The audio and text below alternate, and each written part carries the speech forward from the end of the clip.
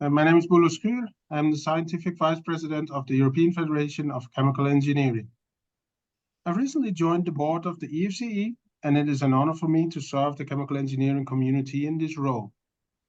And as the Scientific Vice President, it is my role to support our scientific groups, our working parties, and our sections, and to help them to promote chemical engineering throughout Europe and the whole world for both chemical engineers and the wider society that benefits from all the work that we chemical engineers do. I'm a chemical engineer by training, and I grew up in the north of the Netherlands, and I studied at the University of Groningen. I joined the University of Twente in 2011, where currently I'm a full professor in sustainable separation technology. Next to my academic position, I'm also a program director of Separations for Circularity cluster at the Institute for Sustainable Process Technology, an institute where academia and industry meet each other to address sustainability challenges that we as society have, such as how to most efficiently distill and reduce the CO2 footprint of our separation operations. And although I have spent my whole career in academia, it has always been in a close collaboration with chemical industries. It is my strong belief that it is of utmost importance that we chemical engineers from academia collaborate with the industry engineers. Today, we can see a result of this, where we work in the working party on fluid separations with academics and industrial engineers together. And we can enjoy a webinar about trays, packings, and dividing walls in distillation towers, presented by speakers from industry. So let me say a little bit about this webinar series. We are already going on in this series. This is one of the later ones, but we have seen a lot of talks in the past couple of weeks from a lot of working parties. We started with the series in 2020, and every year we have a spring series, and in the years that we don't have an in-person conference, the ECCE, we also have a fall series. And you can also look back the previous webinars from the previous years on the YouTube channel of the EFCE. So the EFCE is representing more than 100,000 chemical engineers from 30 European countries. And we do this primarily through our working parties and the sections I mentioned already. And these working parties and sections cover the main aspects of chemical engineering and are the core of our organization. They provide an excellent opportunity for exchange. And so you can also look on the websites of our EFCE scientific groups and look what they are doing. In specific today, I would like to introduce the fluid separations section, the working party. Before I do that, I would like to thank all the speakers of today, the speakers of the webinar series of these weeks. Of course, Martine Poe for organizing and coordinating all this, making this possible. And today for me is a special spotlight session because normally I hand over the word at this point in time to the host of the webinar. But today I have a double cap, also the cap with the secretary of the Fluid Separations Working Party, and in that role, I have organized this session together with Martina and the speakers of today. So I will now continue talking as the organizer of the spotlight session. And before I will continue introducing, I would like to emphasize that you as an attendee cannot speak. So if you have any question, then please post your question in the Q&A. And after the talk, depending on the number of questions, I will either ask your question or some of the questions that have been asked. And at the end of the spotlight talk, at the end of the whole series this afternoon, we can see if there are remaining questions for all the speakers to finalize the spotlight talks. So the session is also recorded and will be posted on YouTube in due time. As said, the session today is organized by the Working Party on Fluid Separations, which is an active working party with about 40 members from most of our member societies. We have members from industry and members from academia. And we organize every fourth year the Distillation and Absorption Conference. The next one will be in Salzburg in Austria in 2026, which is then jointly organized by our German and Austrian members. And if you are interested in participation to that conference, keep an eye on our website at efce.info, and you can find the scientific groups in the subpage, and then go to our working party site. So next to that conference, we also have annual working party meetings, and we encourage the hosting country to invite a broader fluid separation community to participate. And also for many of our past meetings, information is available on the website of the EFCE. So you can see what has been presented over the years, and you can find for yourself maybe future interesting activities. So for today, we can enjoy talks by 3 eminent speakers about design and operation of distillation towers. And in contrary to what some policymakers may think, distillation research and development has not finished. We are not done yet. Although it is maybe the most mature separation technology, we can still encounter new designs in trays, packings, and in tower configurations that can save significant amounts of energy. And that alone reduces the carbon footprint of our separation significantly. The talks of today will highlight that certainly in industry, aspects of tray design, packing design, and also building new types of columns are highly actual topics. And furthermore, our last speaker of today will introduce us to the industrial standard of dividing wall column technology, which by now is a mature distillation configuration. So I look forward to these highly interesting talks, and I would like to start with inviting the first speaker of this afternoon, Greg Spencer, to kick off with his presentation. Greg is a chartered engineer and a fellow of FIChemE working for the UK division of Koch-Glitsch, and he is also a valued member of our working party. He will present about tray design. So Greg, please, the floor is yours. Could you share your presentation? Thank you, Boelo. Can you hear me? Yes, I can hear you. Excellent. Okay.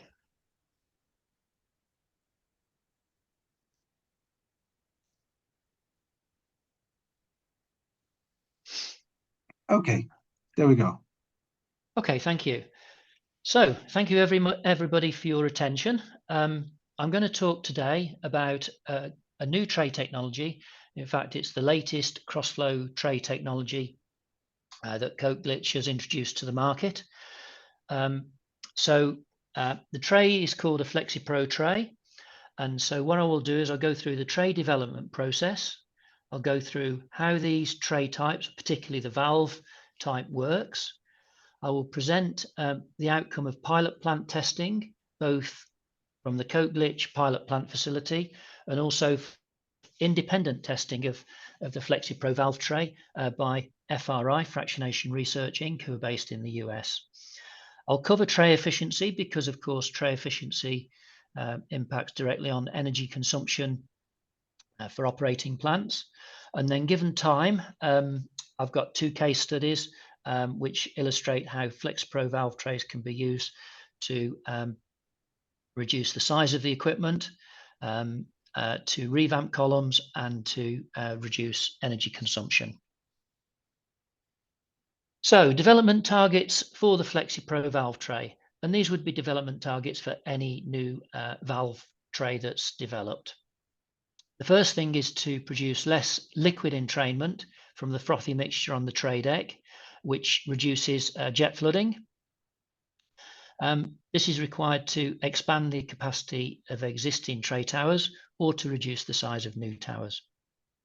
We want to match or exceed the separation efficiency of existing devices. Increased tray efficiency means lower energy consumption because you can reduce the reflux ratio and reduce the boil up energy and condensation associated with it. We want to match or exceed the operating range for existing devices. So up till recently, moving valves have provided the widest operating range on cross-flow trays, but the target would be to at least match that with a fixed valve if possible. And fourthly, we would like to develop a fixed valve rather than a moving valve, because this would provide for improved reliability of operation, so the valves won't wear out. But also fixed valves tend to give longer trouble-free service life in fouling applications, and many distillations, particularly in the refinery area, are fouling. So in starting to develop the FlexiPro valve tray, we brainstormed loads of different ideas of how we might develop existing valve types. But ultimately, we focused on how we could improve the very popular Pro valve tray. So Pro valve trays have been used in the industry since the mid to early 1990s, and there are literally thousands of installations of Pro valve trays in distillation columns globally. It's a trapezoidal shaped fixed valve set above a circular orifice, and they're nominally the same size as the conventional moving valves. So the orifice diameter is about 40 millimeters. The shape of the cover creates a forward pushing action as the vapor comes through the openings, which keeps the tray decks clean. So this particular valve type is the most fouling resistant valve that's available in the market at the moment for cross-flow trays. So in developing the FlexPro valve tray, we use modern techniques such as CFD analysis and printing of different shapes of valve. This is a CFD analysis showing a traditional fixed valve that's extruded from the deck. So by that, the valve is the same size as the opening effectively, it's just extruded from the metal of the deck. And you can see that the vapor comes out of the openings at the side of the valve in a slightly vertical direction. So if you compare that to the CFD analysis on the right-hand side of the Pro valve, you can see that the vapor is coming out more in a horizontal direction. And that's because the cover is bigger than the opening. Of course, by default, with an extruded valve, the cover cannot be bigger than the opening. So the advantage of the vapor coming out sideways rather than having a vertical component is that the vapor will sweep the tray deck clear of solids material, making it a very fouling resistant device. But also the horizontal movement of the vapor means that there's less entrainment in the frothy mixture to the tray deck above. So this is what we're looking for in a new valve as well. So here we can see a comparison between the Pro valve on the left and the new type of valve that we developed on the right, the FlexiPro valve.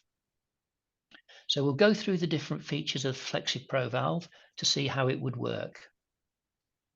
So here's the cover with an opening. Then you can see here, highlighted in red, a beveled edge to the cover, which imparts, when the vapor comes through, a downward direction for the vapor flow. In other words, not vertical or horizontal, but downward flow, and this tends to reduce entrainment. Secondly, we put a little window opening at the front of the valve, so some of the vapor passes through the front of the valve to actuate the area of liquid in front of the valve to slightly improve efficiency and to reduce the tendency for any fouling to collect at the front face of the valve. So here's a CFD analysis of how the cover works to direct the vapor flow downwards from the cap. So moving on, the third feature of the valve is actually the opening in the tray deck. So we create what you might call a venturi opening or a weir type opening in the tray deck before we fit the valve to the deck. This has a number of effects. First of all, it reduces the dry tray pressure drop for the tray, which is really important from an energy efficiency point of view. The lower the pressure drop across the tower, the lower the energy requirements from the reboiler and the system. And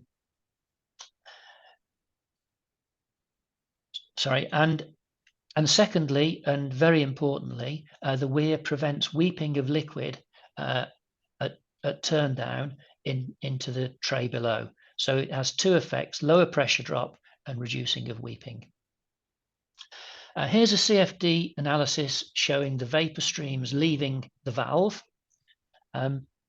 The picture on the right is a cross section across the horizontal plane of the valve. It's not showing the vapor coming through the front of the valve, it's showing the vapor coming through the side of the valve. And you can see it with red, the very high velocities, yellow, the high velocities, green, the neutral velocity, and yellow, the quiet zones. And you can see how the vapor is directed downwards towards the tray deck. And you can also see that there's a relatively high velocity just upstream of the weir, which keeps the weir area clear of any fouling debris that might build up. So coming on to pilot plant testing, we start with air water performance. And you can see here on the y-axis, the vapor rate, and on the x-axis, the weir load, the liquid over the outlet weir from the cross-flow tray. We can see that compared to the Pro valve, the Flexi Pro valve gives a 7% capacity gain for the air water system. We can see on the bottom dotted lines the 10% weeping points for the valves, and you can see that there's a 20% reduction in weep point for the Flexi Pro valve. If we overlay an operating line, which would be typical for a distillation service, where when you're reducing the capacity of the tower, you're maintaining a constant L over V, and that's how distillation columns tend to work. And we can look then at the operating range for the Flexi Pro valve, which is 3.4 to 1. And we can compare that to the operating range in distillation service for the Flexi Pro valve, 4.5 to 1. And this is really about the same or better, maybe even, than the operating range for a conventional moving valve. So coming back onto the pilot plants, Koch-Glitsch operates a whole range of pilot plants at their Wichita facility, and we can test in diameters from 200 millimeter right up to 2.1 meters diameter. The key piece of kit that we use for developing and testing large diameter trays, and you need to have this sort of scale to be able to scale up from pilot testing to full-scale production, is a 1.7 meter diameter column, which is fully kitted out so that we can operate up to 10 bar gauge. And we use this pilot plant for product development and also for correlation optimization. It's the world's biggest, as far as we know, pilot plant for pressure distillation. So here's the test results from the Koch-Glitsch pilot plant in the system C6 isomers at 5.7 bar absolute. And we can see here efficiency on the y-axis and capacity on the x-axis. So here we have, for this particular system, C6 isomers, which is low relative volatility, we have a tray efficiency in excess of 100%. So we've got tray efficiencies from about 110%, 120%, and there's a 10% efficiency improvement using the Flexi Pro valve when compared to the Pro valve, which is very, very useful and very satisfying. Now, both Pro valves and Flexi Pro valves have been tested independently at Fractionation Research Inc. in the US, and these are the results from the FRI tests. In a different system, this system is IC4 NC4 at 11.4 bar absolute. The important point to note is that the Pro valve trays were tested at 24-inch tray spacing, and the Flexi Pro valves were tested at 18-inch tray spacing. So There would be a different result if the FlexiPro was also tested at 24-inch tray spacing, and we can mirror that by calculation. So the operating range for the FlexPro valves at 18-inch tray spacing was 4:1, and that range would be increased with a greater tray spacing. So we normalized tray spacing using the equation C factor for tray spacing 2 equals C factor for tray spacing 1 times the square root of the tray spacing for tray spacing 2 over tray spacing 1. So this is the FlexiPro and the Pro valve tests at FRI normalized to 24-inch or 610 millimeter tray spacing. And we can see here that the FlexiPro valve gives approximately 7% more capacity when compared to the Pro valve. And then if we look at conventional moving valves, which have also been tested extensively at FRI, and put the ultimate capacity of those valves on the same chart, we can see that we have approximately 27% increase in capacity capability with FlexiPro valves compared to conventional moving valves. That's a significant increase due to valve technology. And we can also, if the FlexiPro valves had been designed for a 610 tray spacing rather than a 460 tray spacing, we would get an operating range for the valve of about 5:1, which is as good as, or if not better than, conventional moving valves, and this is with a fixed valve. So if we move on to a commercial application example, a typical example for trays would be an amine contactor, and this is a process whereby acid gases are contacted with amine to remove H2S and CO2, depending on the requirements. Looking at a column that's operating at 69 bar gauge, amine circulation rate of 68 cubic meters per hour. We're looking at a downcomer inlet velocity of 0.06 meters per second for the design. That's quite conservative, and it has to be conservative because the vapor density and the liquid density are quite close to each other. So there needs to be a relatively low velocity going into the top of the downcomer to enable the vapor to disengage from the liquid as the frothy mixture enters the downcomer. We have a design jet flood rating of 80%, and then we're assuming that the sour gas feed flexibility required is 4:1, and that would typically need to be serviced by a moving valve rather than a fixed valve. And then these systems are always foamy, particularly when the amine gets dirty. So we're applying a system factor of 0.73. So if we look at the traditional type of tray, flexi-tray valve tray fitted with A-type valves, we calculate a tower diameter of 2.4 meters at a tray spacing of 610. So in this particular tower, if you're designing a new tower, you're not that interested in the height of the tower, but you're particularly interested in the diameter. If you can optimize the diameter, it can save a huge amount of money for this high pressure vessel. So applying FlexiPro valve trays, using the extra capacity that we have available, we can reduce the tower diameter to 2.1 meters at the same tray spacing. We get a 20% reduction in the tower 24% reduction in the tower cross-sectional area. The vessel wall thickness is also reduced by 10%, leading to an overall vessel weight reduction of approximately 20%. And that's a massive saving for the vessel costs. Massively outweighs the cost of any trays that would go in it, because the pressure vessel is by far the biggest cost of the vessel and the internals. The internals may only be 10 to 20% of the cost of the vessel. So there's a massive saving there.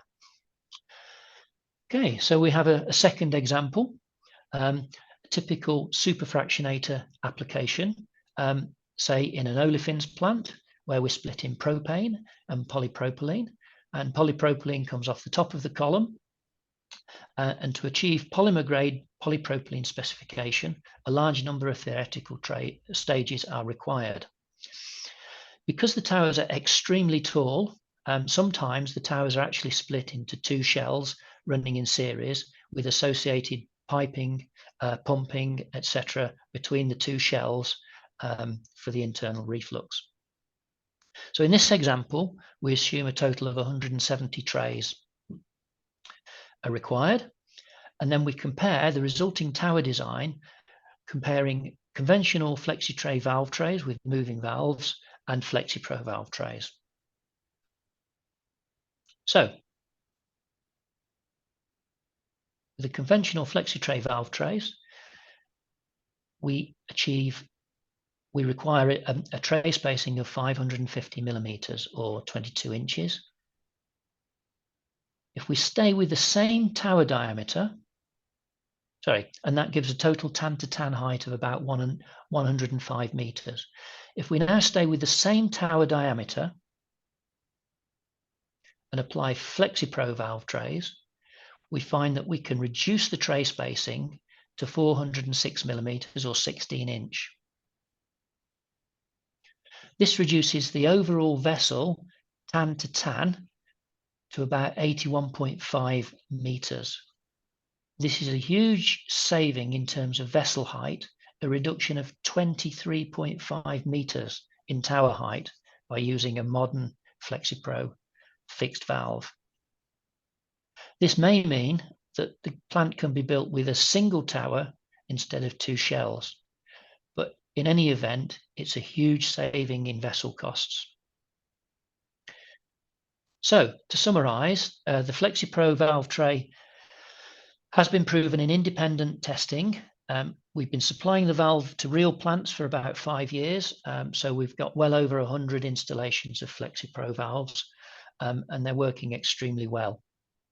Offers increased efficiency, increased capacity, higher turn down ratio, roughly the same as a fixed valve, and with no increase in pressure drop. So we're using those features like the inlet venturi stroke weir to decrease pressure drop. There's increased push and sweeping of the tray deck, which means that they're eminently suitable for moderate to heavy fouling services. Although if it's the most fouling of services, we'd probably still stay with a Pro valve rather than the FlexiPro. And the FlexiPro valve tray offers benefits in both revamps and new towers. So we can get higher capacity and or better separation, i.e. lower energy consumption from existing towers. Or we can design new build for smaller footprint or height, which means reduced investment cost for new towers.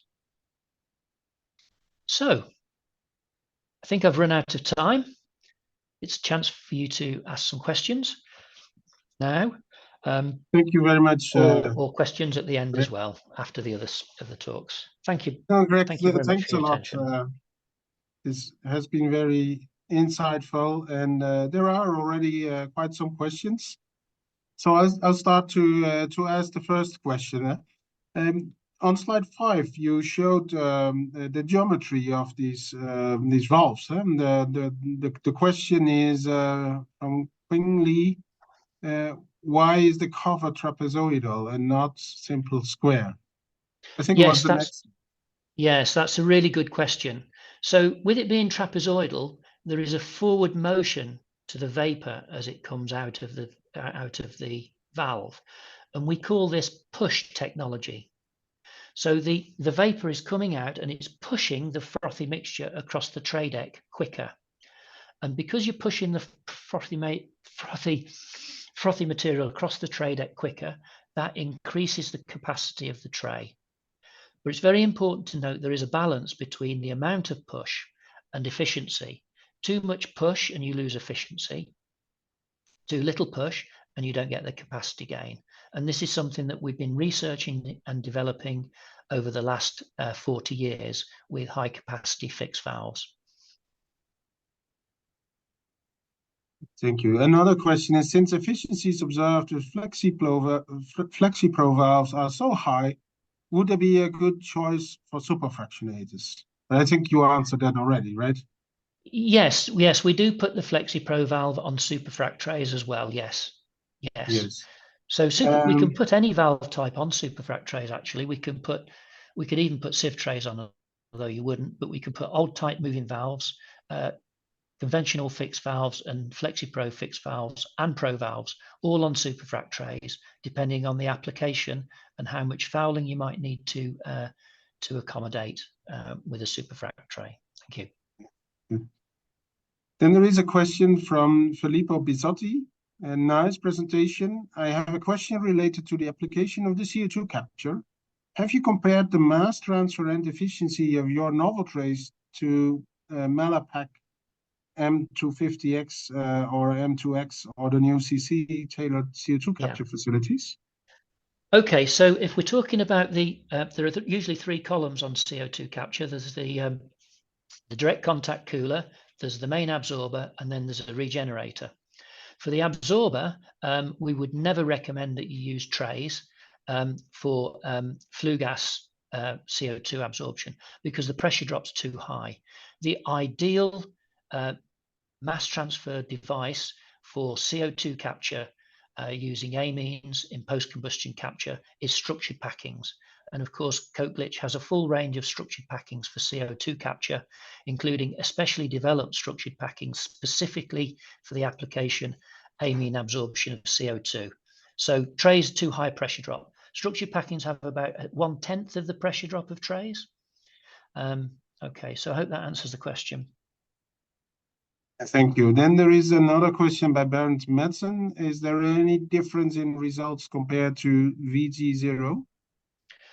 Yes, there are, Bernd. The primary advantage really is operating range. So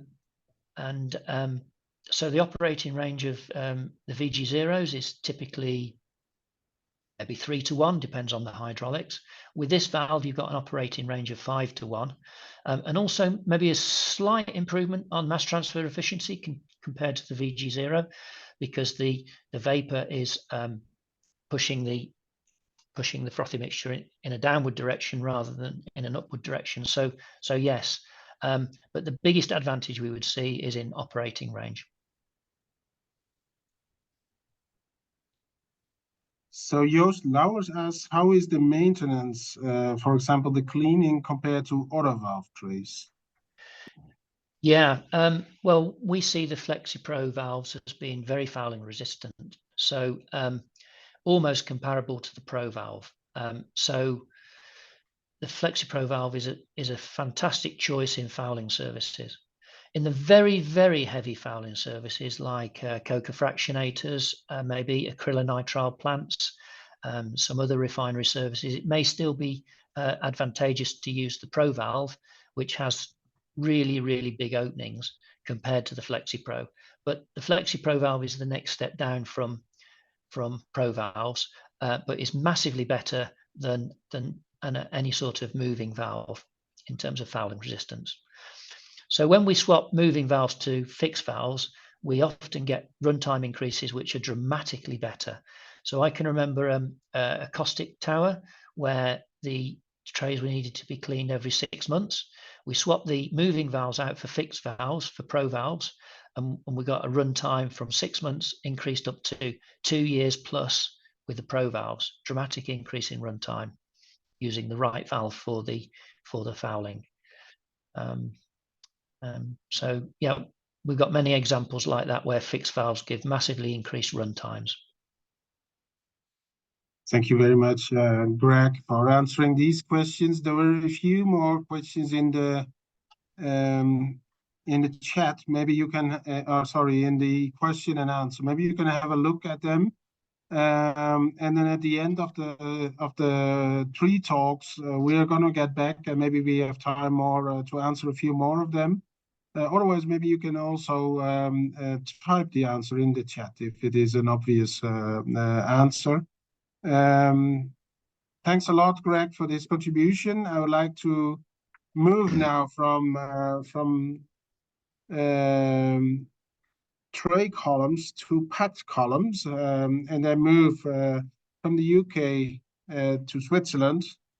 Mario Roza is now heading his own consultancy company, but he has had a long career at Sulzer, where he developed over many years distillation processes, distillation columns, and he had a very strong track record.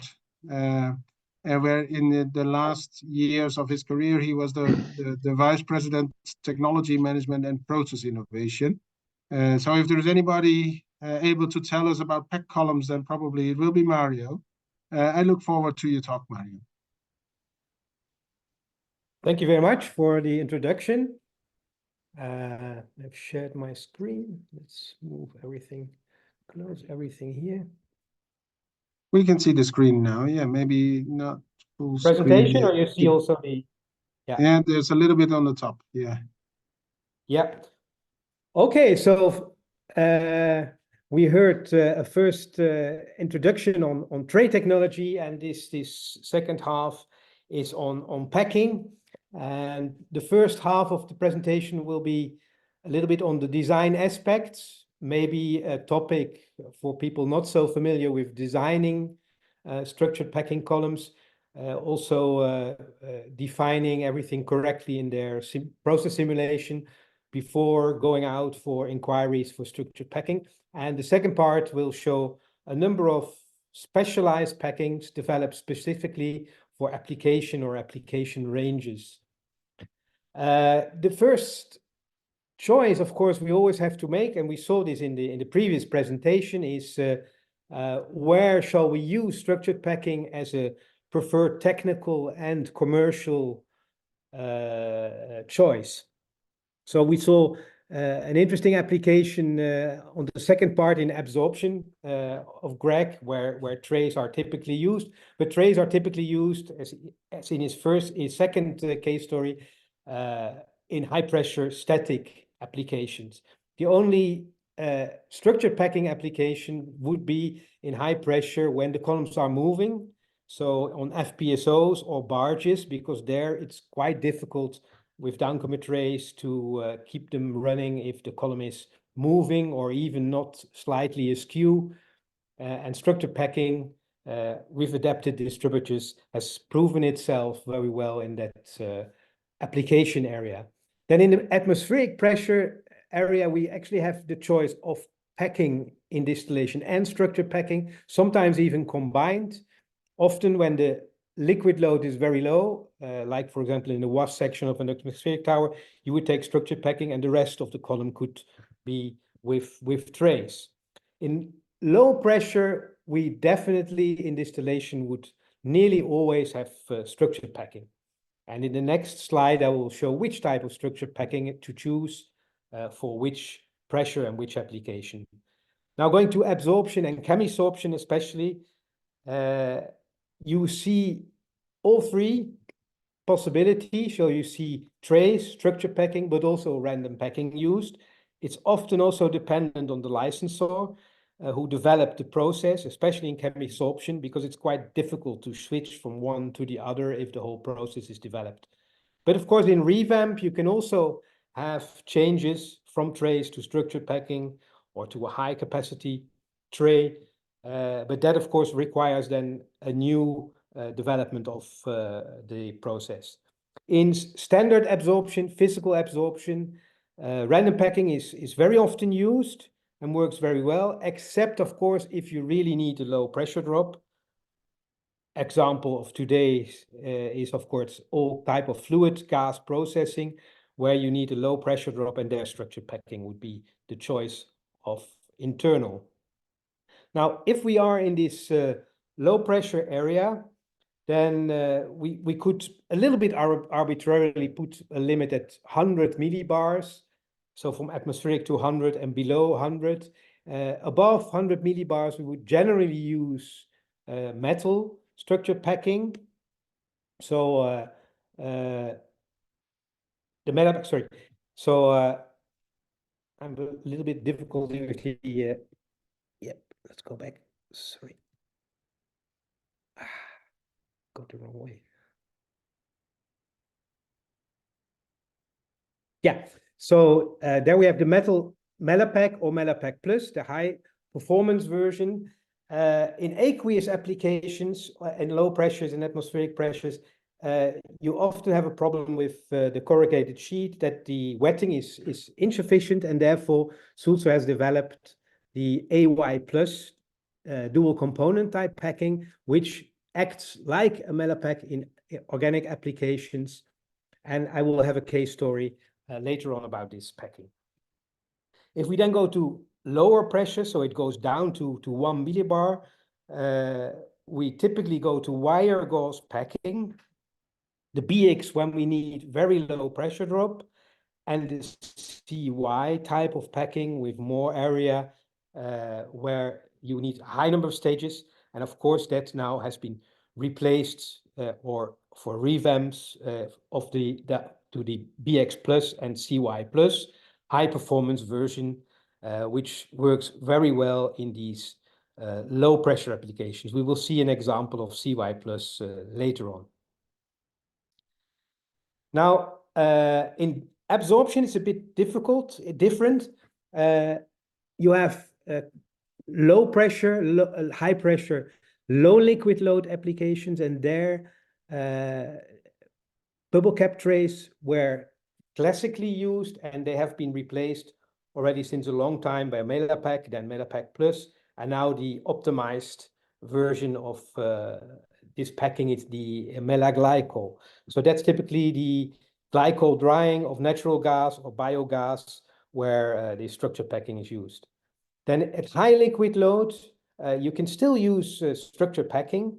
There are applications of stripping and absorption applications till 250 cubic meters per square meter. So that's really very high liquid loads where structure packing works perfectly well and is the most interesting packing to use. Or you can use the new Mellapack CC, originally developed for the atmospheric carbon capture, but there's also the version which works very well with the high liquid load application, amine contactors. And then the third, I already mentioned it, Mellapack CC in the atmospheric CO2 capture, so a chemisorption in general, where this packing gives the best combination of performance and very low pressure drop. Now let's look a bit at how to best design packing for the people already familiar, maybe straightforward, but there's still maybe something interesting here. What is very important that your simulation, especially if you have a low pressure application, that your pressure drop in your simulation is correctly specified. Otherwise, you have a lot of loops. You have to go back. You will design your packing, see your pressure drop is wrong, and then you have to go back and do it because all your vapor loads are wrong because of the densities effect of pressure. So it's always good to start with a basic packing, 250Y or its high performance equivalent Mellapack plus 252Y, which has an HTP of 400. So that means you have 4 meters for about 10 stages. Let's assume that we have an application where we need quite a high number of stages, so a difficult separation with low alpha values. So you can already do a little bit of a real column design. You take 20 theoretical stages per bed maximum.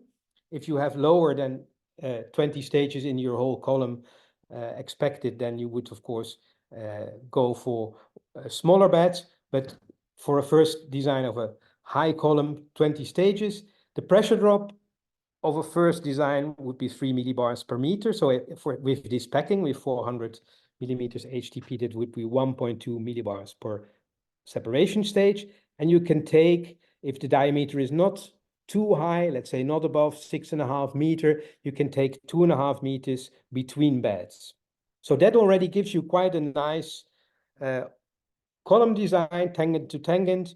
You take about half for the top, and then of course you have to design your part where the reboiler is, but for the packed part you already have good idea of the overall height. The next thing would then calculate the pressure drop for the amount of packing you defined in the first step. The only thing you have to do is, if you have side draws or different sections with pump arounds in it, add some pressure drop for the chimney trays and then you would have the overall pressure drop for your tower. There is no requirement to add pressure drop for the distributors and collectors, because that's already included in the pressure drop estimate, which I've given above. And also if you do the design with one of the design programs, or even the one integrated in the simulators, then that's already included. Now, if you then end up with a good pressure drop for your application, and your height is also as you would like to have it, you are done. You can take these two figures and put them in the simulation. If not, you have to go to a lower HTP.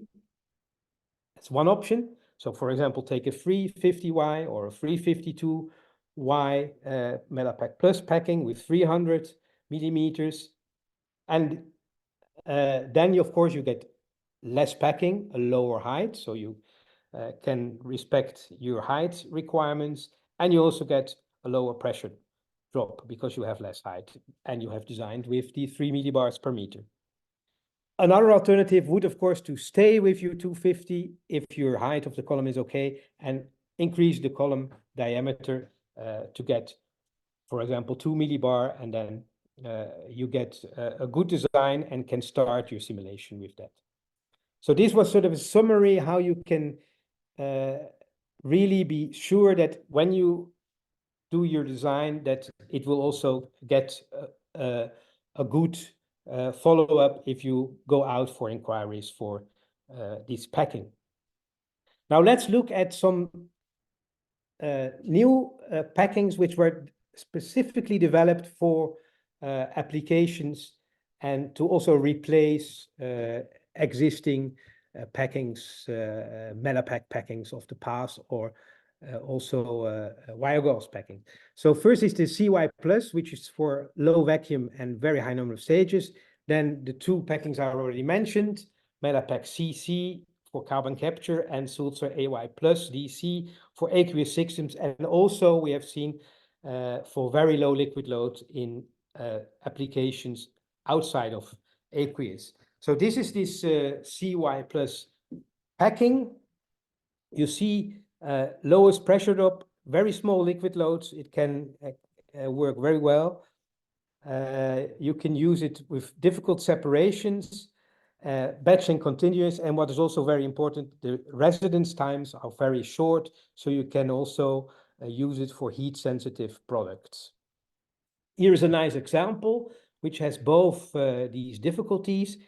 It's a menthol purification. You see that this application has very low alpha values of isomers and other components, close boiling components. So you really need a high number of theoretical stages. And apart from that, the menthol and its isomers are heat sensitive. So you want to operate at modestly low vacuum, not at a very low vacuum, but modest vacuum. But you want to have as low pressure drop as possible. So very good for this CY Plus packing. And you see in the graph below, you see why the pressure drop at the same F factor is 30% less. So if you need it, you can use that. But of course, here we will use it to increase the capacity at the same pressure drop. And you can get as much as 20% higher pressure drop with this CY Plus packing compared to the CY packing. So very nice, specifically developed packing for an application range.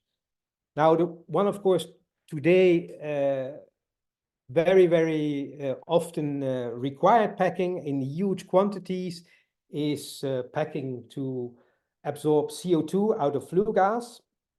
So this packing, the Melapack CC, was developed for that purpose, and specifically to get very low pressure drop, because the trouble after such an absorption is that the blowers have to get these huge quantities of flue gas out of the chimney, and each millibar, which we see later on, will give you enormous saving in electricity over the lifetime of the plant. So that was the basic development target. But later on, we have also tested this in high pressure absorption, similar type of absorption as Greg mentioned, CO2, gas sweetening, where also HTS is removed, and this packing can also be used there. A typical application range would be F factor 3. It can have at least 50 cubic meters, but it can also go a little bit higher if required. Now here you see the existing low pressure Mellapec CC job list. You see already quite a lot of commercial plants for CO2 capture. So this is pure Mellapec CC. Of course, there are quite a lot of other plants, earlier plants before this, which were still executed with normal Mellapec or Mellapec Plus. But these are the ones which have already been or are going to be equipped with Mellapec CC. Here you see why this pressure drop is so important. You see 2 liquid loads, 252Y Mellapec Plus packing compared with Mellapec CC. And you see the difference in pressure drop at the same vapor load, the same F factor. And at the right side, you see for an 800 megawatt plant, what advantages this can bring. You see a 5 millibar pressure drop over the whole tower. And that will, in the end, give you close to €500,000 savings per year in electricity cost. And that calculated over the typical lifetime of a power plant of 30 years would give you a 30 million of savings. So designing with lowest possible pressure drop and using this specially developed product is really of huge advantage. The last example in this short presentation, which I would like to give, is the AY plus DC packing, developed to, let's say, bridge that gap which was existing, that corrugated sheet packing was not wetting very well and losing quite a lot of efficiency compared to organic applications in aqueous solutions. This packing, which looks a little bit like a woven gauze and which doesn't have this wettability problem and can even run at very low liquid loads of 100 liters per square meter an hour. And it's very suited for these water aqueous applications like solvent recovery of dimethyl acetamide or dimethyl formamide. But we have seen it can also be used, and I will show that case story, together in the with the Mellapec CC in the absorbers for CO2 capture. We also have seen applications because of the low liquid load for MDI, caprolactam, ethynylamine, and ethylene glycols. So not applications which require an enormous amount of stages, but which would typically also with 252Y give quite a good performance, but with the low liquid load, this packing could even be better. Now let's look a bit about the performance and why this packing was developed. You see the blue line. This was also, by the way, an FRI test. You see the blue line is an Mellapec Plus M252Y packing for an absorption of the DMF in water. And you see that not only the 2.5 stages, so the HTP of 400 for this aqueous system is not met, but even with lower liquid load, it is even decreasing further. And you also see that the red line, the AY plus, is even a little bit better than the Mellapec in non-aqueous solutions. So it has even a lower than 400 millimeters HTP. So very interesting packing to use. What has to be said, for the low liquid load, you do have to be very careful using the right distributor. So there is a special ultra low liquid load distributor which goes with it for these low liquid load applications. And here is such an application as a final slide of my presentation. So one of the problems with CO2 capture is that you will have slight loss of solvent, which is costly, but also from an environmental point not acceptable. Sometimes it's also degrading products from the solvent, which go out with the vapor phase, and you need a wash section, a double wash section, to be able to reduce this to the environmental limits for solvents going out of the chimneys. You see, with the small amount of makeup water which you need, if you would use a normal packing, you would need a full pump around there with pumps and heat exchangers. But if you use the AY plus DC packing, you can just use the makeup, because it's, even with this very low liquid load, it doesn't have a carryover, and you can save quite a lot and don't need the pump around, and have only one pump around, and on top of that the AY plus with the makeup as reflux. So very interesting application, also again for a very specific application. Okay, now I come to the end of my presentation. So we've seen a little bit on the design for people not so experienced yet, and we see some new applications. I thank you very much for your interest, and I'm happy to answer some questions. Thank you very much, Mario. I see indeed there are some questions. Let me see. The first were for Greg still. Here is the first one. Hello, Mario. You mentioned it is recommended to use trays for high-pressure distillation applications. What would be the disadvantage of using structured packings in those cases? Well, if of course we have quite a lot of experience from the early 90s, where all were enthusiastically using structured packing in applications where tray used to be. What we have seen is that the efficiency in distillation of structured packing, if you would replace trays, because I'm speaking about replacing trays, if you then add space for the distributors, and with the efficiency of the packing, you would not really gain a lot. So you would have to invest quite a lot to do that, change a lot of things in the towers, because you have all the rings in. So in general, it's more interesting to replace existing trays with high performance trays for high pressure packing.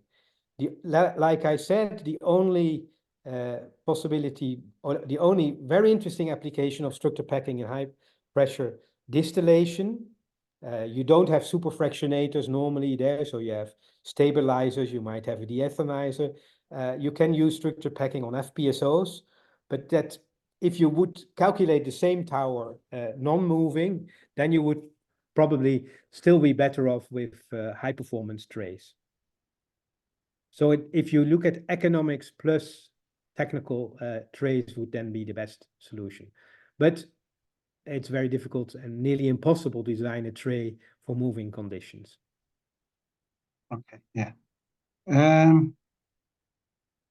Then the next question is, pressure drop fixed at a specific height of structured packing in a column, or is the function of solvents used?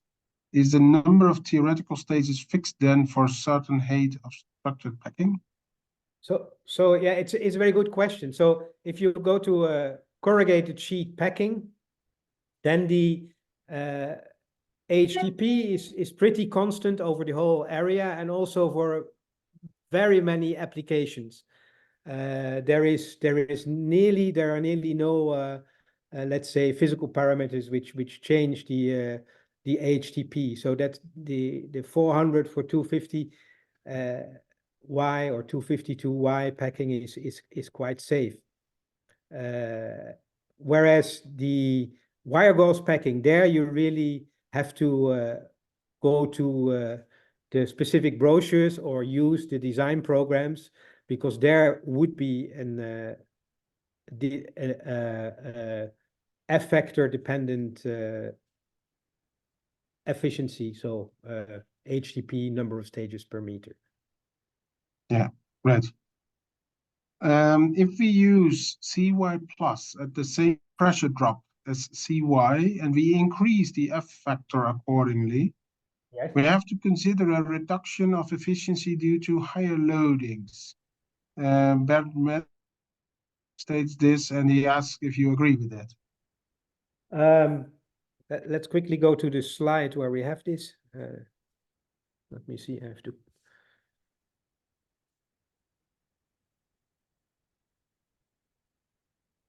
Yeah, this one, eh? No, next one. No, yeah.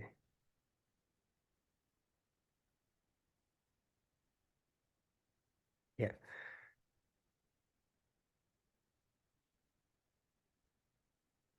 So the efficiency in this area would probably not change a lot. I mean, you have to really design it and calculate it. But if you just go 15 to 20% more capacity, your number of, so your HTP will probably be more or less the same in the same system, of course. I don't have the slide with me here, but you can find it in the brochure. You can see. So there might be a slight decrease, but I think it's negligible. Yeah. Okay. I will ask the last questions from Belait Asa. The person asked 3 questions. Up to which water concentration level in the feed would you consider it as an aqueous application? That's a very good question. 50 more percent. 50 more percent. Okay. Yeah. Yeah. All right. And then what is your recommendation? You know, these just one addition. These solvent recovery applications are often used in polyester, and they go from a rather low, so a lot of water, to nearly pure solvent. So you could even change the packing, and they're often multi-effect columns. So that means the one column works at a higher pressure than the other and boils up the second column, and so on. And then you actually get past this aqueous system limit, and you see slightly the corrugated sheet packing would get more efficient the less water you get. Yeah. Yeah, and of course you don't need to use the same packing in every column, right? Oh, you can use it differently. Yeah. And the second question was then, what is your recommendation in the case of liquid-liquid immiscibility? So if you have 2 liquid phases. Two liquid phases in distillation is more problematic in the distributor than in the packing. So extractive distillation has been done with structured packing with immiscible systems without problem. But you have to, of course, in your distributor, be very careful that you don't mess up, let's say, the start of the that you really get that mixing which you need between the extractive solvent and the vapor and gas. Yeah. Then the last question is, can you please explain the reason of the 2.5 meter space between the beds? So yes, that a good question. I mean, if you would have a 1 meter tower diameter, then you will not take 2.5. But I have given sort of an average in, let's say, industrial size towers, but not monster towers, like the presentation I once made where you are above 8 or 9 meters. There you might need a little bit more space.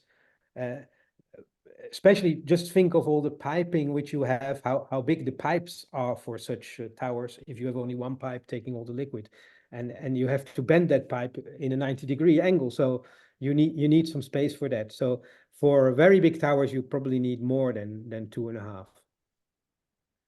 It's of course what the purpose of the whole exercise in that slide is, to have a first design which makes sense. And especially if you have deliveries of towers which goes longer than deliveries of internals, then you have to very quickly know what height the tower will be, and so it's good to make a first estimate which makes sense, and that you don't get surprised afterwards and saying, oh no, you need much more. If you take 1 meter and then they say 2, then you have 6 beds, then you get 6 meter more. That's yes. to avoid. Okay, to ask a final question now, and maybe the other questions that have not been asked, maybe you can have a look in the chat while Robin will talk. And at the end, we might get back to that. The last one is related a little bit to what you just said. Can you elaborate again on the maximum of 20 theoretical stages for the structured packing? Is it not usual to go above it, is what Guilherme Lobo asks. I would never go above it. You have situations where you would not, so another limit would be let's not go beyond 10 meters or something in distillation, but definitely don't go beyond the 20 theoretical stages. If you have very high alpha values, you seldom need 20 stages. So the question is a bit an obsolete question. But if you have a difficult separation, let's say with an alpha value 1.5 to 2.5, then 20 stages would be a good maximum value. Of course, if you need 30 stages, you would take 2 beds of 15. You would not take one of 20 and one of 10. Yeah. Okay, good. Thank you for now, Mario. That's great talk, and I see a lot of questions are being asked. This is good. This is a very interactive webinar. I would like to move to the third speaker of this afternoon, Robin Schulz. Robin is the head of process technology and engineering at the company Julius Montz. And this is a company where you can order your dividing wall column. And Robin has a lot of experience in this area. So Robin is already sharing the screen. The floor is yours, Robin. Thanks for the introduction. What I will show you today is a little bit, or what's my giveaway for you is that you go home and say, oh yeah, now I will build a dividing wall column, and I'm sure that I can operate it. And to show you this today, I have 2 case studies. The first one was a packed tower, and the second one was a trade tower. The first one is equipped with Montz equipment, and I believe all of you know this, that Koch-Glitsch acquired Montz 4.5 years ago. So the second case study is equipped with Koch-Glitsch trays. So I think you all know this from theory. A dividing wall column will separate 3 product streams in only 1 tower. And the potential savings are, let's say, between 20 to 30% on CapEx and 20 to 50% on energy. And we more or less, we all know this from a theoretical point of view. And in addition to this, a dividing wall column is a very old technology, nothing new. So the first patents were from 1935 and 1946 in the US. But 50 years later, BASF was able to build the first commercial wall column in Germany, together with Montz as the supplier of the tower internals.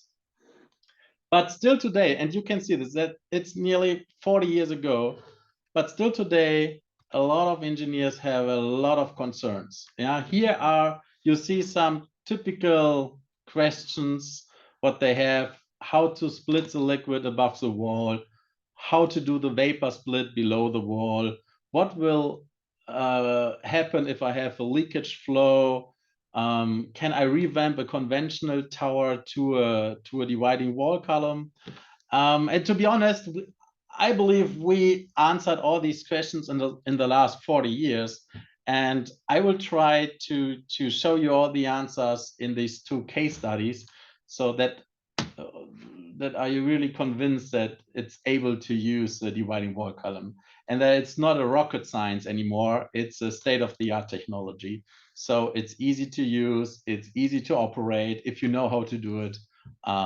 So yeah, let's start with the first case study. It's a packed dividing wall column. So a little bit background of the project. A project for a recycle of a waste stream back into the upstream process with highly corrosive components. So the material of construction was alloy 59 and pure nickel. And also very important was that the products were very temperature sensitive. So we had a maximum system pressure of 45 millibar. It was a very, very terrible brownfield installation in a very old building. So there was only one place available for the column. Footprint was maximum 1.5 by 1.5 meter with very high product purity specifications. So you see the distillate stream, the target was 98.5 weight% of the light boiling component A. The side stream, which was the main product stream, which was used for the recycle into the upstream process, with the product specification of 99.5 weight% of the mid boiling component B and a maximum of 0.2 weight% of the high boiling component C. And also the bottom stream, which was a base stream at the end, with a minimum 92.5 weight% of the high boiling component C and a maximum 0.01 weight% of the low boiling component A, because that's at the end that was a product which was sold to customers. So we did the complete concept engineering and the feasibility study with a 3D installation concept of this very old building. We designed and delivered not only the internals, also the dividing wall column itself, a falling film evaporator, a condenser, and also the reflux splitter to split the liquid for both sides of the wall. And we did a lot of support during the installation and also during the commissioning phase, connected to a training with the operators. So only a few words on the simulation. We did the simulation based on the VMIN method. So then we received the hydraulic profile, the temperature profile, and also the theoretical stages. Then we fitted this into these available footprint of 1.5 by 1.5 meter. And if you consider an insulation and all these things, we came up with a column diameter of 1.2 meter. Column height at the end was 30 meters with at all 76 theoretical stages. And of course, for the high purity requirements, we have different solutions for how to install the dividing wall into the tower. The easiest and cheapest way would be a more or less loose dividing wall, which is not connected to the tower itself. And the other easy solution would be to weld it the entire wall in. But this tower has only 1.2 meters. So if it's only 1.2 meter and you weld in a wall, you cannot install your internals because you have not enough space available to move around, to bring your team inside to do the installation. So we decided to use a bolted dividing wall, which is very nice to use for small towers because this wall you can install together with a packing bed. Yeah, so you have only two bolt bars welded to the column wall, and you install the wall itself together with a packing bed. So during the installation, you have the entire column cross-sectional area available to move around and so on. So that's very nice. And one additional thing is these bolted version allows the wall to move a little bit. So if you use slotted holes, you have thermal expansion, for example, during startup of the tower, the wall itself can move a little bit, so you have no thermal stress to the tower itself or to the wall or to the internals if the wall is pushing it on one side. So that was the reason why to choose this one. Then, based on the hydraulics, it was necessary to change the wall position. You can see this on the right picture here. So some examples why to do it is you have changing vapor loadings. For example, flashing feeds, vapor side draw-offs, or you have a really subcooled reflux on one side where you have a second feed stream or something like this. Of course, for this one, you need a very high knowledge of the hydraulic behavior, because wall positioning is only a function for the vapor split. Because I think I will talk a few slides later about liquid and vapor split, but at the end, my answer is always don't use a vapor splitter. Use your knowledge in hydraulics to choose the right position of the wall, and change the wall if needed, if you have really some pressure drop requirements, and it's necessary to switch the wall positions. That's quite easy. You can see it here. You weld in this section. It's located in the redistribution section where you can weld this in, and then you start from there again with bolting the dividing wall to these support bars. Yeah, how to do the hydraulic ratings. You can use the rating tools of your simulation software, or for example, KG Tower rating software. I would say a PEC tower is quite easy to rate, because you can only use equivalent diameters. So you see this here on the left side, you have the dividing wall column. The wall position is the off-center position, so the ratio between both areas is 60 to 40%. But based on the ratio of the areas, you can calculate an equivalent tower diameter and rate your packing with this new or equivalent diameter, and that gives you the right pressure drops and F factors and liquid loads and so on to rate your tower. So that's quite easy. And you will see in the second case with the trade tower, it's a little bit more complicated compared to a packed one. So now the question is how to split the liquid above the dividing wall. You have several options. You can use only internal piping. That's quite easy if you have only one operating point and you will never change the ratio. You can use, of course, a pump outside of the tower. So you catch all the liquid, bring it down to a receiver tank and pump it back to both sides of the wall. But with this one, you need a receiver tank and you put the pumps at the bottom of the tower. So you need a lot of piping because the liquid split is quite high at the tower above the dividing wall. So therefore, Montz developed an external liquid splitter. We call it Montz reflux splitter, which is a magnetically coupled drive unit. Typical operating ranges we offer is 100 liters to 50 cubic meters per hour. And based on the timing of the funnel moving from one side to the others, we can set the split ratio. And the nice thing is you can also change it afterwards. So for example, if the feed conditions change a little bit, or your product requirements change a little bit, then you can change the split ratio also during operation.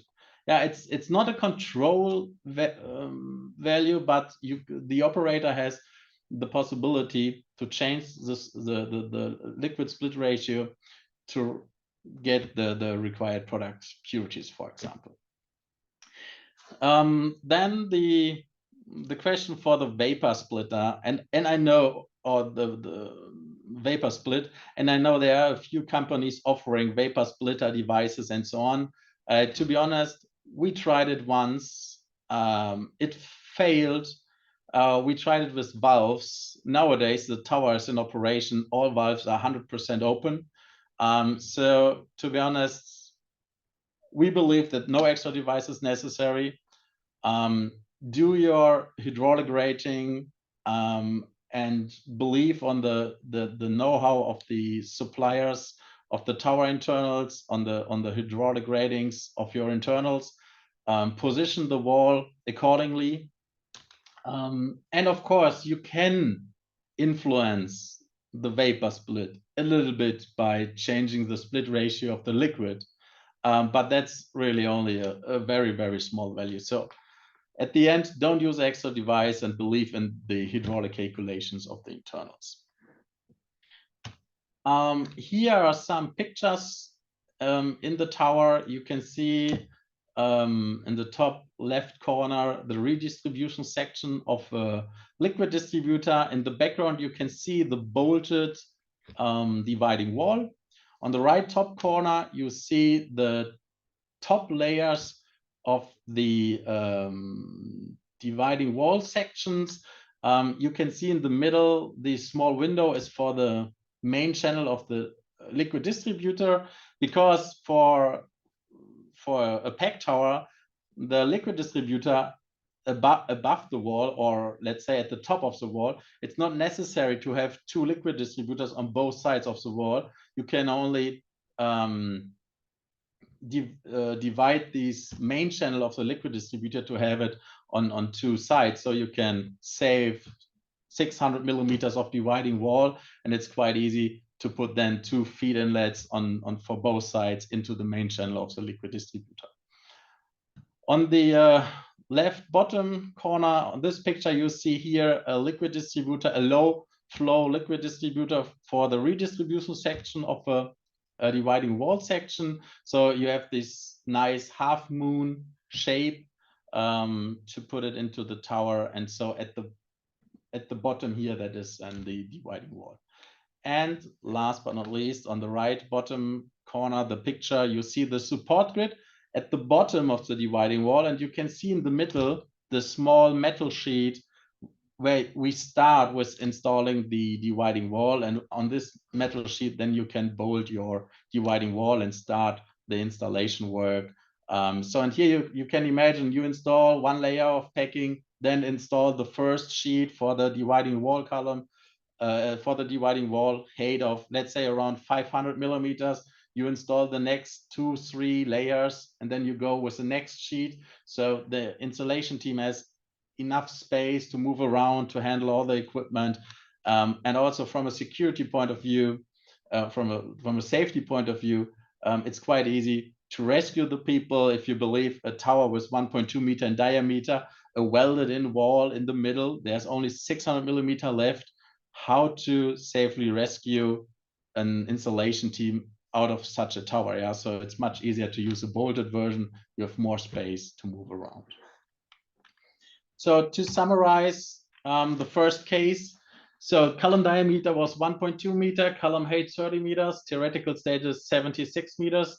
We used the wire gauge packing, a high capacity one, ASV500M, which is also FRI tested. The dividing wall was bolted, and we used for the liquid split a Montz reflux splitter. Yeah, very special here was a different wall position.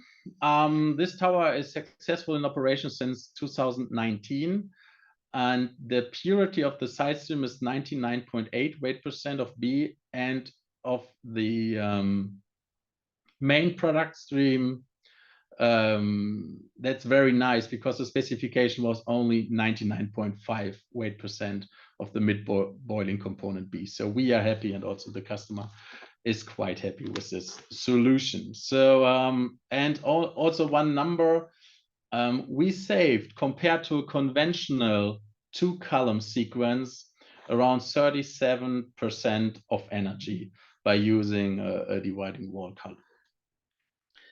So the second case study is a trade dividing wall column. There was a xylene recovery unit. The diameter in the top was 3.8 meter, and in the bottom 4.3 meter.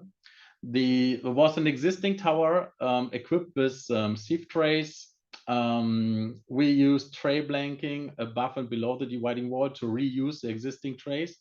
Was at all 51 trays installed.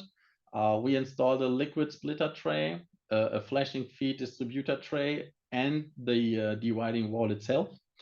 And very special here was really the 2 operational modes. So we did a lot of engineering work. Here are some results for the sensitivity analysis.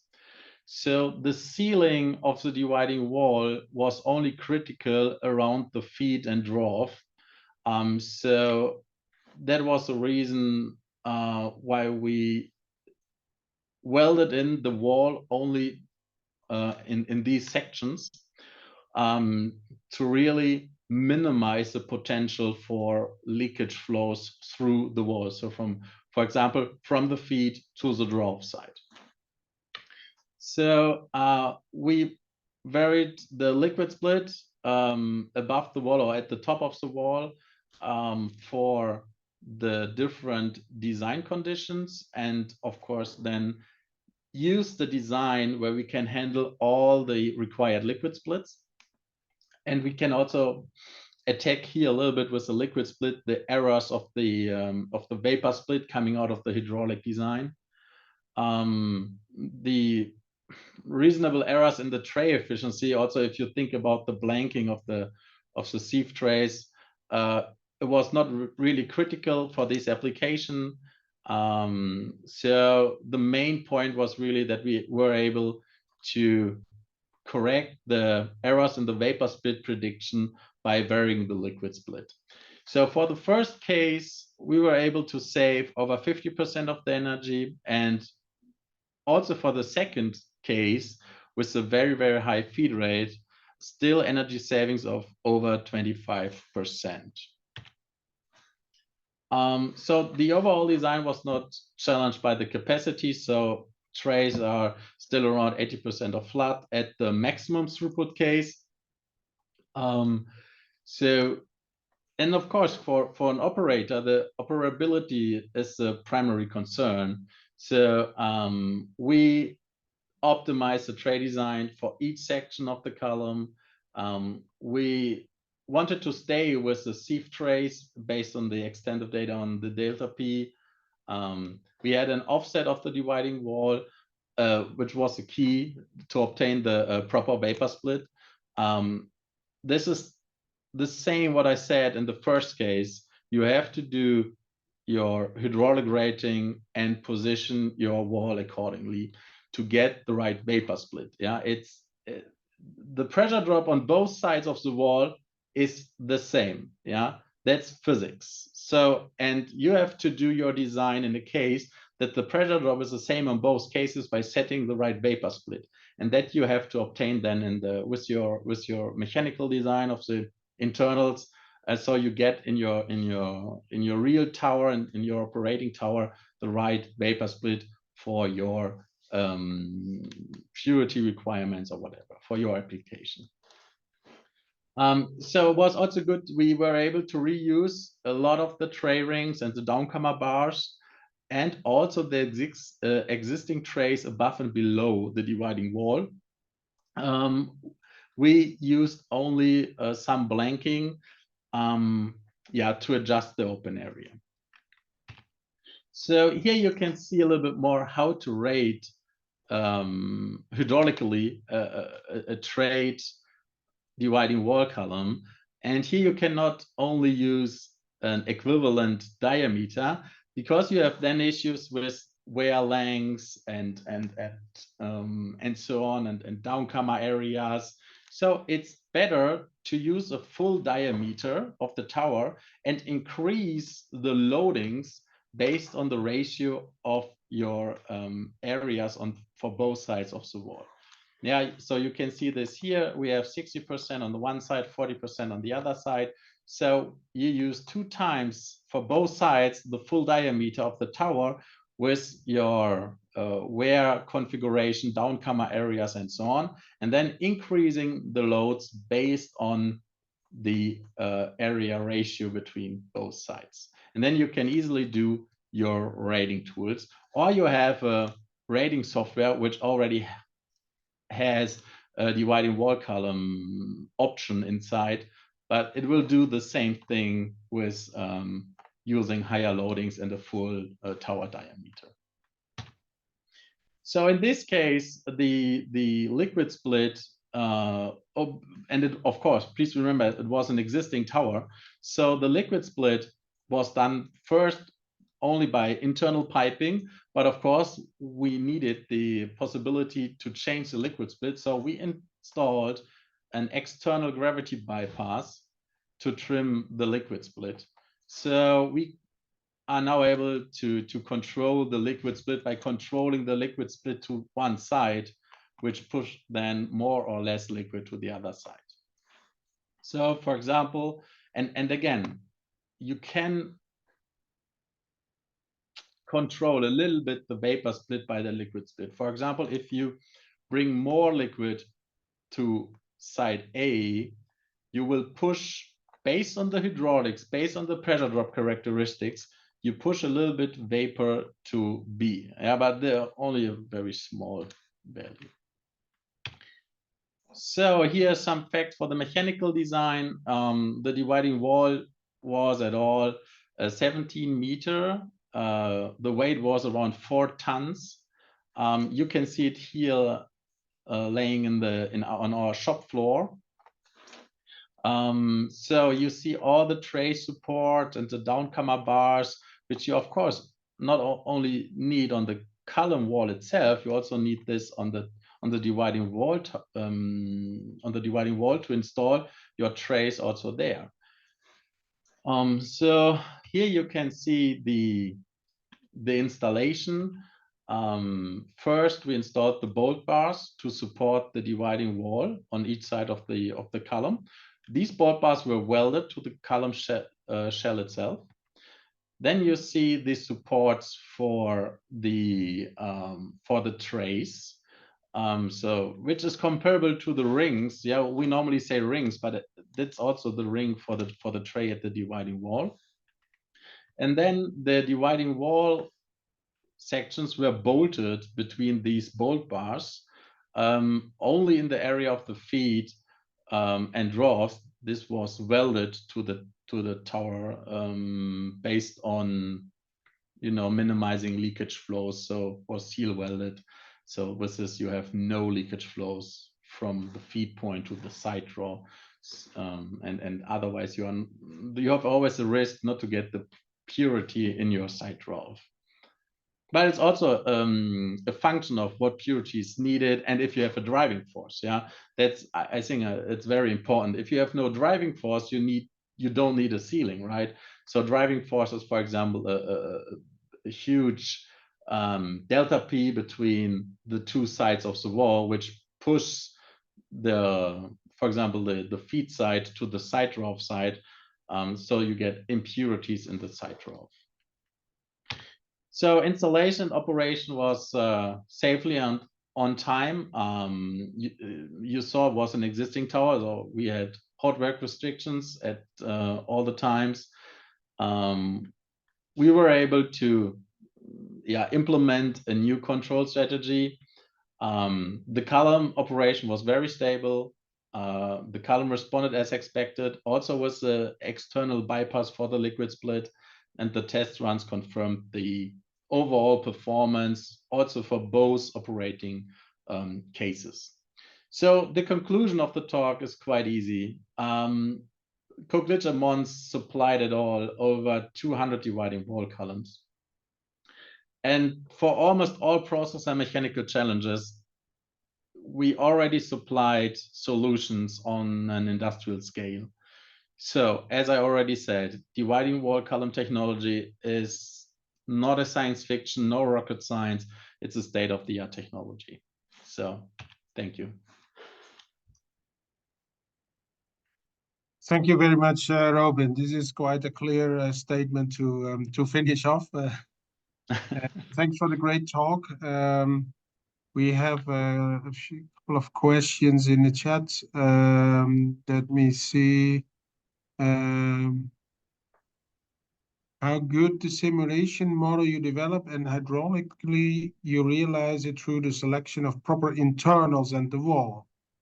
So I guess that is, and maybe you answered partly with your external bypass, but maybe you can answer yourself a bit on this. Yeah, so of course you do your simulation and you have a defined pressure drop in your simulation, and of course you have to maintain this into your hydraulic design and positioning of the wall. Sometimes you have to do some iterations, of course, but at the end, and that's very important, the pressure drop on both sides of the wall is equal, and and that's all what you have to understand. And with this, the vapor split will set accordingly to have the same pressure drop on both sides. And that you have, of course, also to implement into your simulation, into your hydraulic design and positioning the wall. And that's it. And another question is it possible to develop dividing wall column design for first of its kind separation systems? Yeah, of course it is. So what we see with new applications coming up, you can do lab experiments, for example, also for dividing wall towers, and then bring it directly into the industrial scale. So it's not necessary to have a conventional 2-column system first in industrial scale, and then you can transfer it into a dividing wall tower later or whatever. You can do it directly. So we also supplied a lot of mini plants, lab scale equipment for dividing wall towers, and I believe all the big players in the chemical industry do it like this. Yeah, so they don't use first the conventional 2-column configuration and then go to a dividing wall column. They directly go to a dividing wall column. Yeah. Another question is, are dividing wall columns troublesome for inspections and man movements during turnarounds? So first, it depends a little bit on the size. But to be honest, at the end, you can inspect them like conventional towers. What we can do is we can implement also. So there is 2 different questions.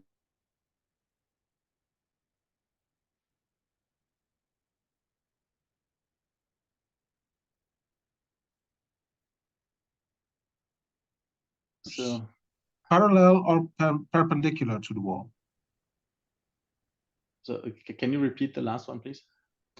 Sorry, I see a message that my internet connection is not so stable. Is it with a trade dividing wall columns? What is the best configuration for the downcomers? Is that parallel or perpendicular to the wall? Yeah.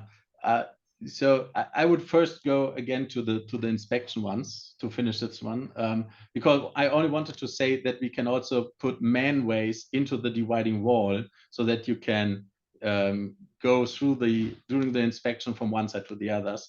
So the best way for the flow path would be the flow path in parallel to the dividing walls. So you can easily design your downcomers based on the conventional towers. Okay, good. And the other question is related to packing types. Would you consider using different packing types in the 2 sides of the wall? Yes, and for example, if you have because you are limited in the position of the wall, for example, yeah, it cannot be, the one area cannot be too small, then you are not able, for example, to weld this wall in. So you can use different types of packing on both sides of the wall to adjust the pressure drop to get the right vapor split. So here you have a lot of options to do. You can also install, for example, on one side a liquid capture tray type lamella, and on the other side a chimney tray to also get more pressure drop on the one side. So we do this a lot of times to get the right pressure drop behavior in the tower to set the right vapor split based on the wall positioning. Yeah, so that's and then do you have any cases that you would not suggest using a dividing wall column because the Yes. So, for example, if you have a system where you run very different pressures in the conventional 2-column sequence, then it can be that the dividing wall column has not an advantage for your application. Or, for example, if you have a plant which needs more heat integration options, because in a dividing wall column, all the heat inputs are needed at maximum temperature, for example. But for a 2-column sequence, you have different temperature levels, right? So it can be that it's better to use a 2-column sequence instead of a dividing wall column, because you get more heat integration options for your entire plant or for the entire site where you want to put this tower in. So that you have to consider that a dividing wall tower is only heat, the heat is only at minimum and maximum temperatures and only running at one pressure. So there can be applications which are more beneficial, for example, running at different pressures, or you need some heat integrations. So that are typical reasons not using a dividing wall tower.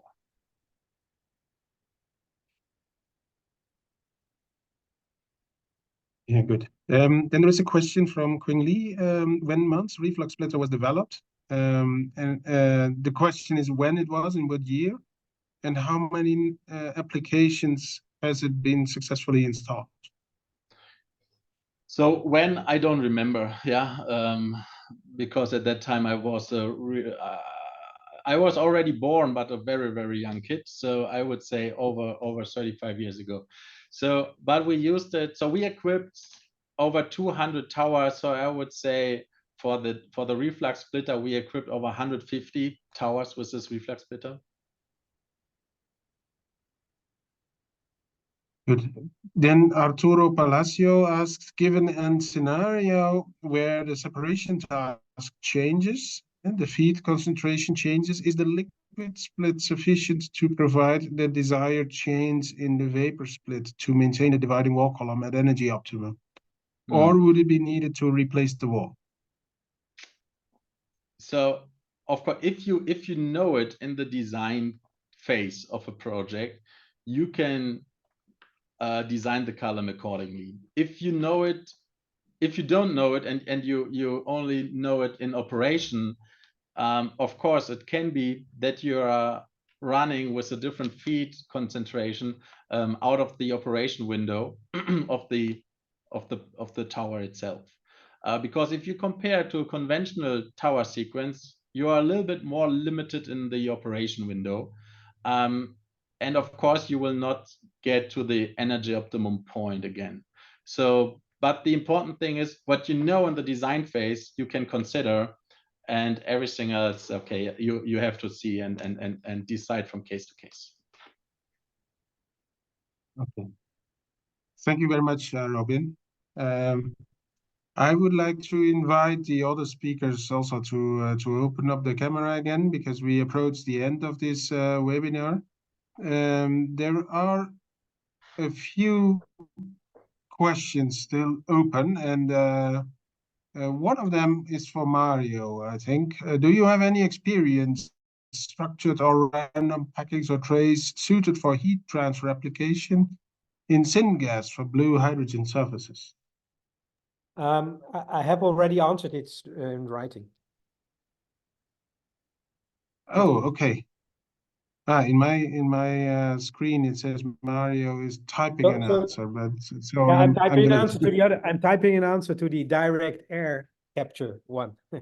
But the answer is yes, because the question is very general. So because it mentions all three type of internals. So the answer is yes, and there is even a specific brochure on it, which is the separation technology for hydrocarbon processing industry, and there you see the whole scheme of a syngas plant.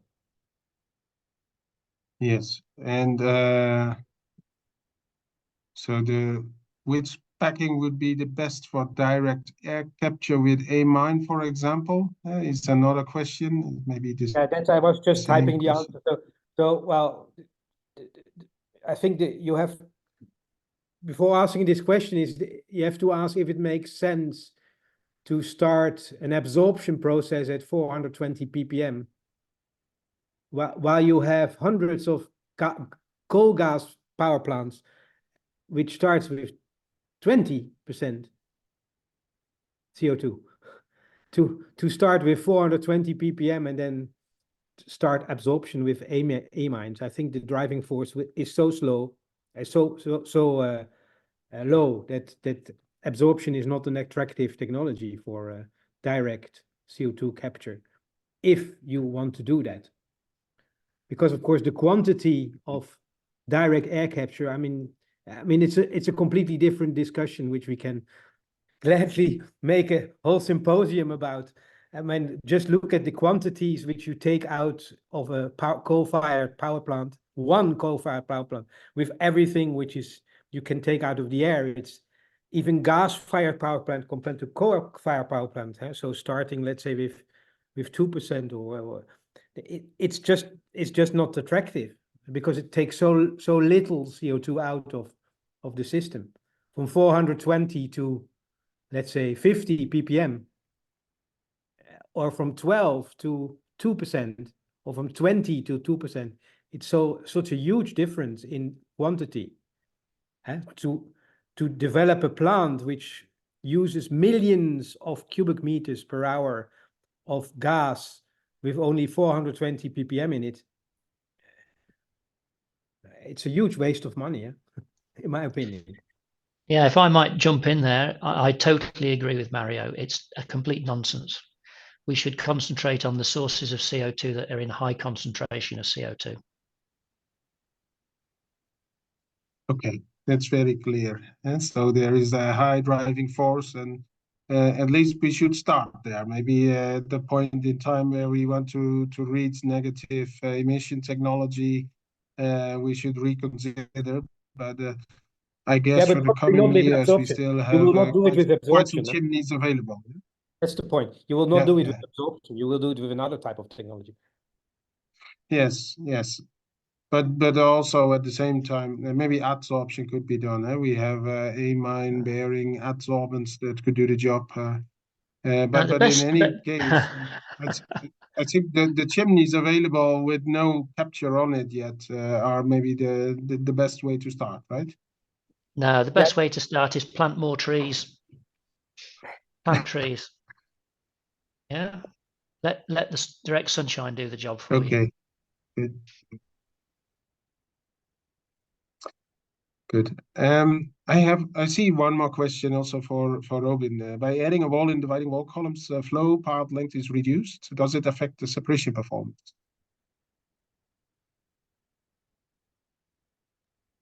First of all, the reduction is very, very small, because if it's in parallel to the wall, then the reduction is very, very small. So it can be that a few percent is reduced, but of course you have to take into account during your design of the tower.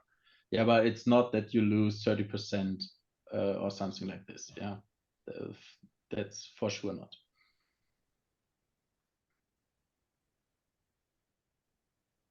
Good. I think with this we have answered either via the chat or in answering in the webinar the questions that have been posed. If you come up with any more questions, then I think it would be good to just reach out to the speakers directly. You may find them. They are traceable also through our website of the Fluid Separations Working Party of the EFCE. They are all members of the Working Party. For today, I would like to once more acknowledge the speakers to share their knowledge, their industrial knowledge from building real plants, and their experience on packings, on trays, and on building dividing wall columns. And I would like to thank you for your attention. And with that, I would like to close this webinar for today. Martina, are you there? I'm not sure. Yes, Martina, we are done. We can close the webinar. Thank you. Thank you.